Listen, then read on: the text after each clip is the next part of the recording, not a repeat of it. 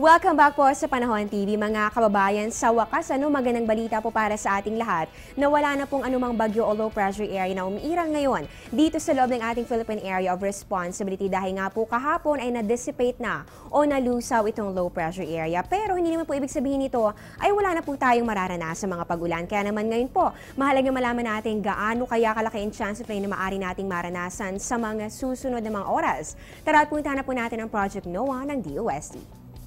Ito po ang Project NOAA website kung saan nandito po ang ating mapa at sa tabi naman po nito yung ating color scale. So ito po yung katumbas ng percentage and chance of rain. Dito po yan sa mga kulay na makikita natin dito sa ating mapa. So makikita po natin halos buong bansa po mula po yan Luzon hanggang dito po sa Visayas, pababa po ng Mindanao. Meron po yung 10 to 30% chance of rain. Halos buong Pilipinas po yan. Samantalang dito naman po sa may eastern section naman po ng Central Luzon, pababa po yan dito sa may Bicol region hanggang dito rin po sa may bahagi ito ng Caraga. Mapapansin po natin na nagiging light na po yung pagka-blue. So meron po yung 40 to 60% chance of rain. Ayon po yan dito sa ating color scale. So maaari po magkaroon ng mga pagbabago dito sa mga susunod mga oras dahil nga po ito ay valid lamang from 1 to 4 hours. So para po kayo mismo ay ma-check ang mga detaling ito, puntahan na po ang aming website sa www.panahon.tv at nandito po yung link